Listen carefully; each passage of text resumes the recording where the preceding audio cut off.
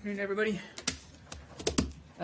Thanks for coming today. I've got a couple of special briefers to start us off with today. I'd like to welcome Undersecretary of State for Economic Growth, Energy, and Environment, Kathy Novelli, who I think you all know, as well as our Assistant Secretary of State for East Asian and Pacific Affairs, Danny Russell, who I also think you all know very well. They're going to open up today's briefing with some comments and a little bit of a preview about the strategic and economic dialogue that the Secretary will be participating in early next week in Beijing, and then they'll stay around and take a couple of questions, and then we'll get to the daily briefing after that.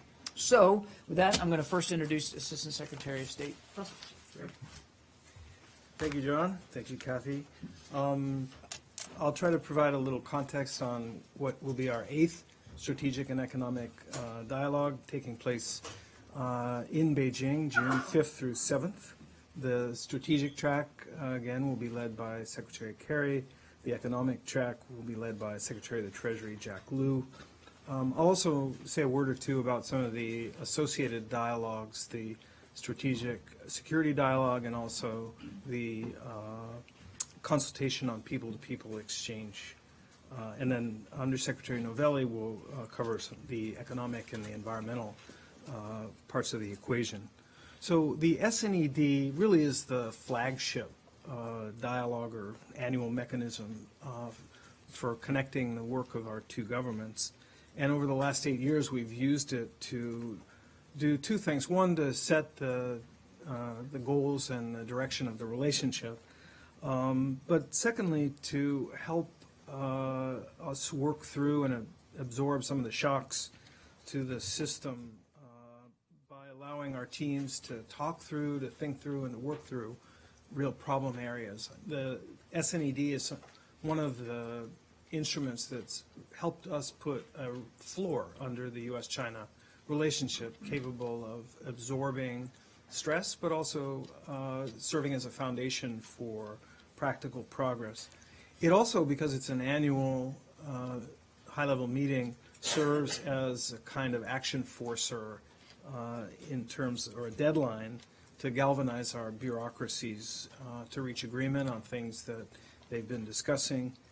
It's helped to germinate some new areas of collaboration and to tee up accomplishments that can be brought across the finish line when our two presidents meet.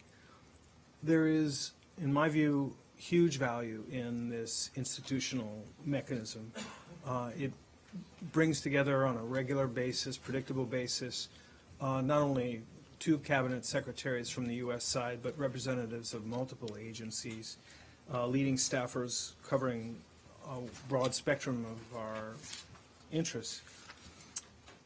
Specifically, the strategic track of the SNED, I think, has demonstrably contributed to real accomplishments in the U.S.-China relationship over the last 8 years.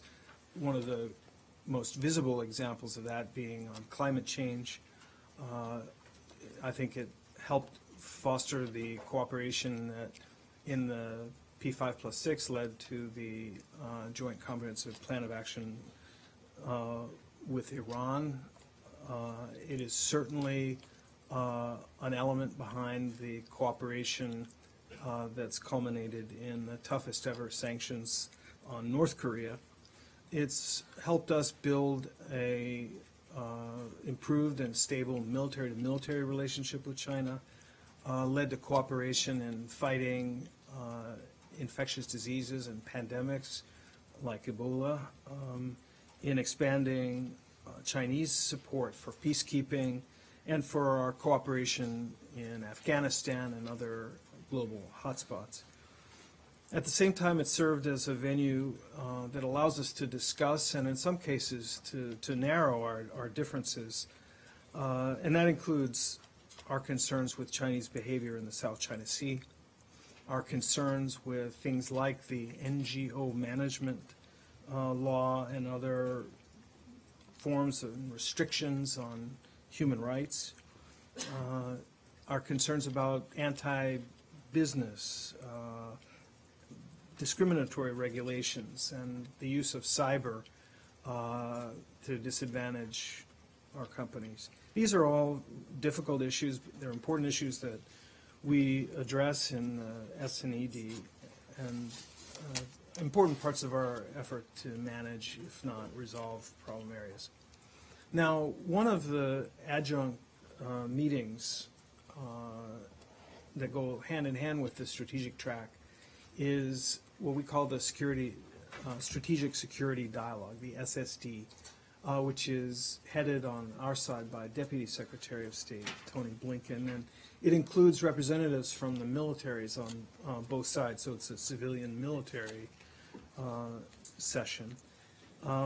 This gives us that integrated venue for communication on some of the thorniest strategic issues that we have to contend with. And as in the past, we expect the SSD will engage candidly, constructively on issues like maritime behavior, like cyber, like North Korea, and so on. Concurrent with the SNED, but separate, is an important meeting in its own right, the consultation on people-to-people exchanges, the CPE. That's led on our side also by Secretary Kerry. And we have developed programs, we've expanded programs through the CPE that directly impact our two countries and our two people. More than 30,000 Chinese, for example, studied here in the United States last year. I'm sorry, I misspoke, 300,000 Chinese students were in the U.S. last year, and that's a threefold increase since President Obama took office, and constitutes something on the order of a third of all of our international students. The 1 Million Strong initiative aims at getting 1 million Americans to learn Mandarin Chinese. And there's a variety of other exchanges between young scientists, athletes, artists, and so on. So the CPE is a major driver of our people-to-people ties, which, after all, are a huge investment in the U.S.-China relationship. So you don't need me to tell you how important the U.S.-China relationship is, both to addressing global challenges, but also to the welfare and the economic interests of the United States. But I will turn the floor then now over to Kathy, Undersecretary Novelli. Thanks. Thanks, Danny. And just as Danny has said, the SNED has actually been a very productive and important bilateral forum for a number of the issues that are the economic, the environment issues. And so we have really been able to use these meetings to come together, and in places where we disagree, to try to have frank discussions and resolve those things, and also figure out how we can work together. And so I thought I would just take a few minutes to talk about some of the things that maybe aren't quite always on the front page, but are very important in terms of issues that we're going to discuss. And the first one is clean energy. The SNED has a real important opportunity for us to build off of the progress that was made in Paris last December at the COP21, because we're the world's 2 largest emitters of carbon dioxide. But we also accounted for more than half of the record $329 billion in global investment in clean energy in 2015. And so we're going to actually sit down and talk about how U.S. and Chinese experiences can support China's power sector reforms. And the reason why this is important is because it's going to open the way for more market-oriented strategies to increase renewable energy integration into China. We're also going to talk about a number of key issues impacting the environment, and those are going to range from wildlife trafficking and combating that, to ocean conservation, and also to supporting Chinese and American innovators in trying to address a wide array of innovation challenges, including how innovation can help in these areas like wildlife trafficking and ocean conservation. And you may know that the last SNED in Washington set in motion President Obama and President Xi's historic announcement of their commitments mutually to implement near complete bans on ivory imports, exports, and domestic and commercial trade. And this was widely recognized at the time as a game-changing event in the worldwide effort to stop elephant poaching. And in fact, the price of ivory in China has decreased by half since that announcement.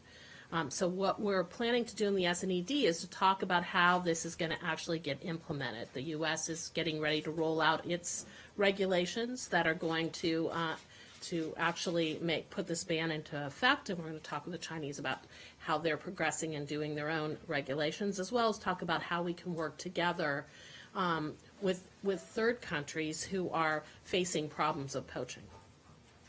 We're also going to talk to them about how we can jointly address the urgent threats our ocean faces from man-made pressures, and how we can work together to find solutions to threats like plastic pollution and illegal, unreported, and unregulated fishing. We had a great first session on oceans at our last SNED, and so we're going to build on that for this one.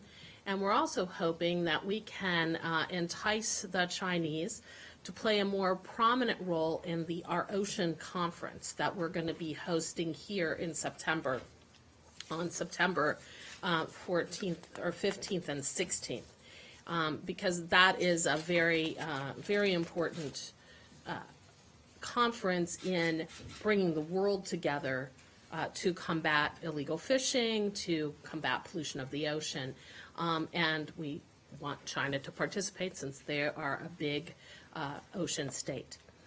Another way that we see an opening for greater collaboration is a new dialogue that we're just starting up, which is going to be on aviation-related issues. And there we're going to have representatives from 7 U.S. agencies who have aviation responsibilities, including ourselves at the State Department, to meet with our Chinese counterparts in their interagency to talk about how we can adapt our national aviation systems to meet the needs of the 21st century. And we have, obviously in the U.S., we have experiences from the growth of our own commercial aviation system, and we think that talking with Chinese, that we can convey what our experiences have been. It can benefit China as it expands its own aviation system. And so we're hoping that we'll be able to have some very tangible results of that on a going forward basis. Lastly, we're also going to talk about how we can work to support the science and technology innovations across the board that can provide jobs and improve the quality of life for both of our countries. So we are going to be introducing some of the newest members of our ECHO Partnerships program, which is a fantastic program that supports local and state actors in China and the United States who work together to find technical solutions to environmental challenges. So this has been going on for several years, and we'll have a whole new set of ECHO partners that we'll be announcing. So we're going to cover a lot of important ground on the energy, environment, and of course the economic realm. And I think that it speaks to the large relationship that we have. It's a very large and diverse relationship, and we're trying to work together where we can agree, because when we agree, we can have great results and be very constructive. So I thank you very much, and I think we are going to take some questions. Okay, Matt, start with you. So, two very Oh, brief, you guys are actually in the hot seats. You got to put them just two very brief ones. One, as it relates to North Korea, Danny. This concept the administration has had for years now of strategic patience with the North Koreans, which I guess the Chinese have been on board with and may even have encouraged. I'm just wondering, given the latest missile test, even though it failed, if you and China, think that it's worthwhile pursuing that. And then secondly, you mentioned, Kathy, the enticing the Chinese to come to the Oceans Conference. Are they resisting for some reason? And even if they're not, how exactly does one entice China to show up at a conference in Washington? Well, I'll start on North Korea, Matt.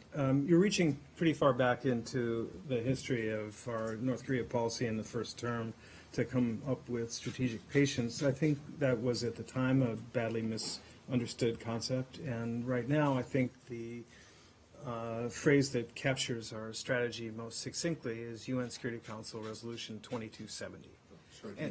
Strategic impatience. China is a co-author of the toughest sanctions ever levied on North Korea, and by its own declaration is determined to implement them fully. One of the things that we will and do talk about, and the SNED provides a platform for that, is the practical question of how to ensure that the pressure that is built on an international basis on North Korea culminates in the outcomes that we want, which is, as I've said, not to bring North Korea to its knees, but to its senses. And the outcome that we're looking for is North Korean agreement to negotiate the denuclearization of the Korean Peninsula. That's not unconditional surrender. That is a reasonable and consistent objective of ours. We have a vastly improved chance of getting there with China's full cooperation, and we intend to use the SNED to game out how we can speed up the outcome that we're both working to achieve. So in answer to your question, China, similar to the U.S., has many different agencies who are responsible for everything that touches the ocean. And in the U.S., we have actually pulled together, we have a presidential task force that pulls all of us together to talk about what is our plan for doing this and how are we going to work together, for example, to deal with illegal and unregulated fishing. And China has been in a much more stovepiped situation. And that's why we wanted to start this oceans dialogue. They have participated in a very sort of low level in the last ocean conference, partly because it was sort of a, well, are you doing it or am I doing it type of thing inside their own government. So what we're hoping is that by having this organized dialogue with them, we can pull all their actors at the table at the same time all of ours are, and then we'll be able to kind of map out, here's what we're going to do in the Oceans Conference, and here's how you can actually constructively participate, and so that we can actually get some organization around that. Always? Thanks for doing this. I was wondering if you could, I can't remember a time that there wasn't like a little bit of tension in advance of one of these SNEDs. And I also think, as you talk about the kind of breadth and depth of the relationship, it's pretty clear that, and I think you've said that there's no issue in the world today in which the U.S. and China aren't cooperating. But I'm wondering, that we've been talking about the tension with China over the South China Sea in recent months, and I'm wondering, to what extent does this kind of tension seep in or hang over the discussions, or do you think that, is there like a kind of gentleman's agreement to, acknowledge that, but put that aside for the type of greater cooperations, or does that tension kind of seep into every little issue where, there's mistrust and acrimony? I'll give you my experience and then turn to Kathy. I think that one of the real accomplishments of the Obama administration with regard to China has been the creation of a relationship that can handle both significant friction and global, if not galactic, scale cooperation. The indicator of health, I think, in the character of the U.S.-China relationship that we've helped to build is the fact that there is so little spillover. So there is no gentleman's agreement to pretend that these problem areas don't exist, nor is there an insurmountable impasse that blocks us from practical cooperation on issues that matter to both our countries and to the world. And getting to that place has been no easy matter, which is why I describe it as a major accomplishment.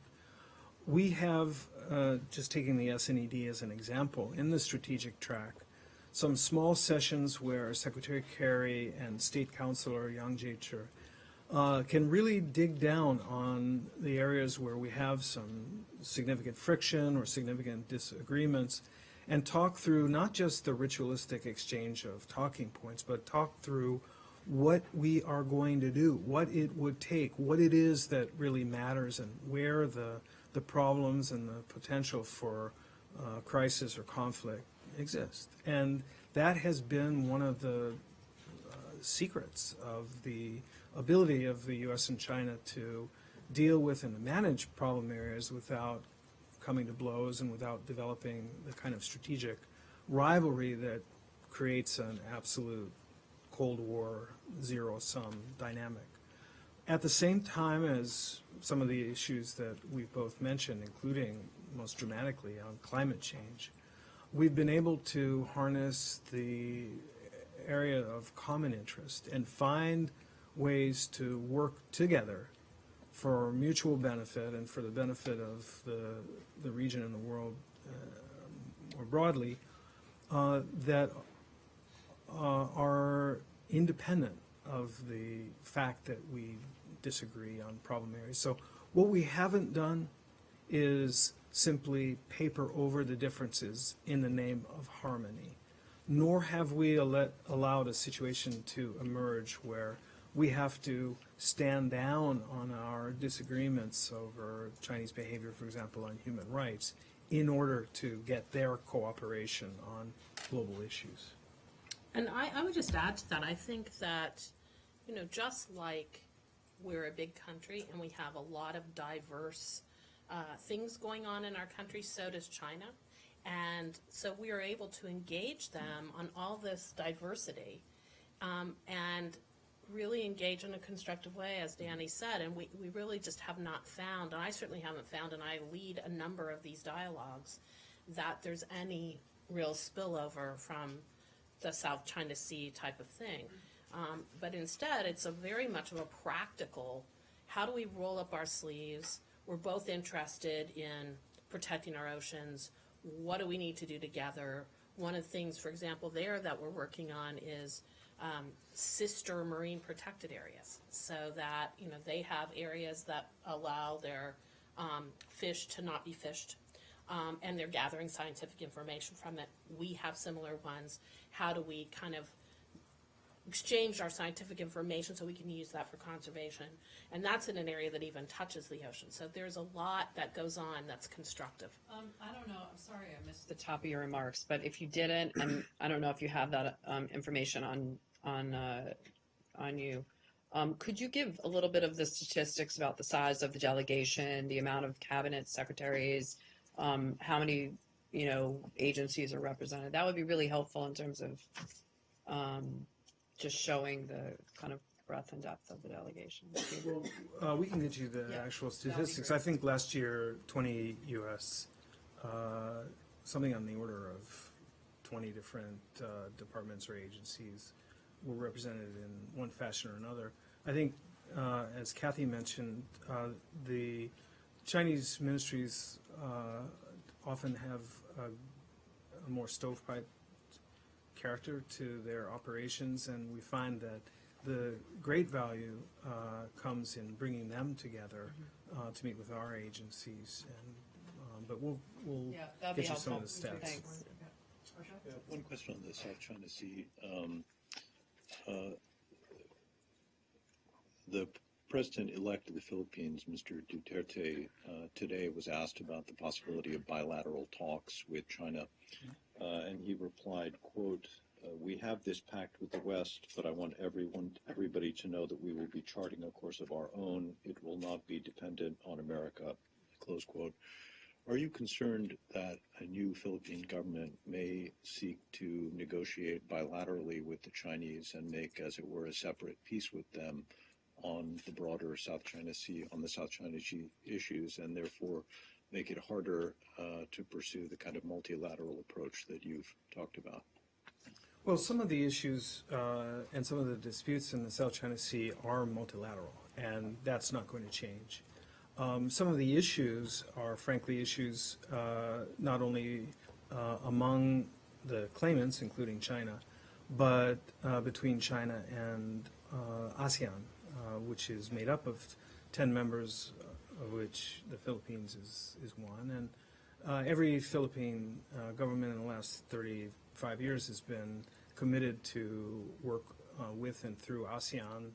I've never met anybody who suspected that that was going to change in the next administration. Now, we'll, of course, wait until President-elect Duterte is inaugurated, and we'll we'll have opportunities ourselves to confer with him and with his government. But there's never been a problem or resistance on the part of the U.S. to the idea of bilateral talks among the claimants.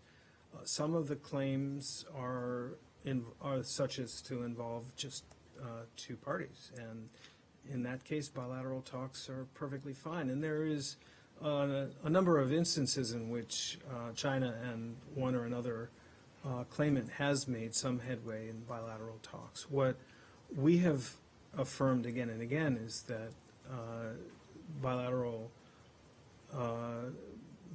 approach, and certainly bilateral talks in which the smaller party is unwilling, aren't the only avenue to find solutions. And so in addition to the sorts of things that need to be done by all the claimants, in addition to the sorts of things that need to be done with ASEAN, and in addition to the right of any party to avail itself of legal mechanisms such as arbitration under the law of the sea, a right that we certainly respect, there is abundant room for direct talks. And that's something that we have no problem with whatsoever. But I think that there are any number of issues that can't be resolved on a bilateral basis, but those that can, we're all for it. We'll just take one more. Thank you. Thank you for doing this. The first question is for Undersecretary Kathy.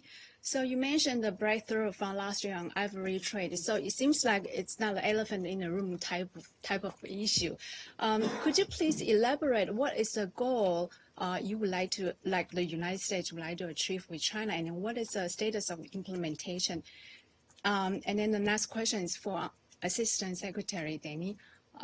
So one of the big accomplishments over the last 7 rounds of ACE and ED is the MOU on the confidence building measures, in particular the air-to-air and maritime encounter. So could you please give us a sense where we are, and are those procedures under the MOU are implemented? Thank you. Well, so on the wildlife trafficking, we have 3 things that we're working on. First is to stop the killing, stop the poaching. Second is to stop the transit. And the third one is to stop the demand.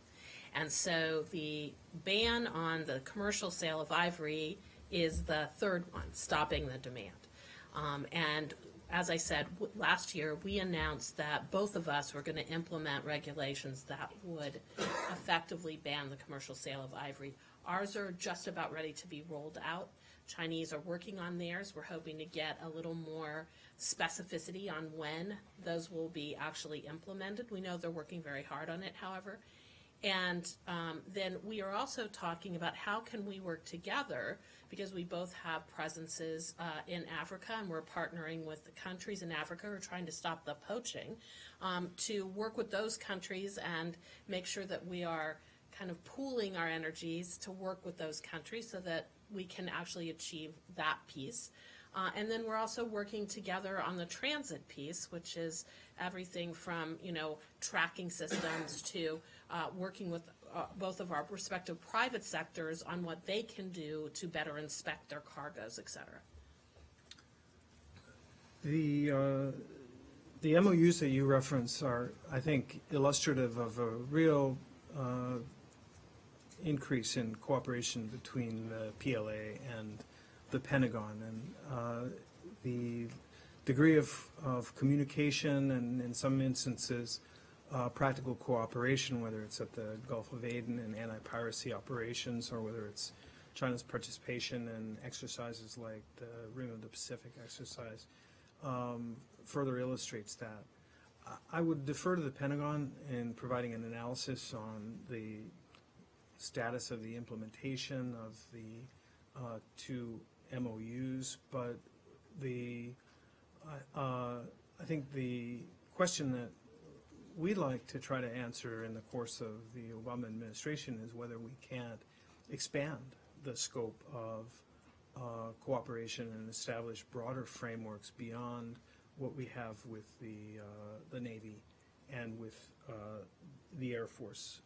But the short answer is that partly as a result of the CBMs and partly as a result of the expanded dialogue between our two militaries, I think there is a strategic stability in U.S.-China relations that didn't exist when President Obama took office. Thanks, everybody. We've got to get our briefers on their way. Appreciate it. Thank you very much. Appreciate it. Thanks for coming in. Appreciate it.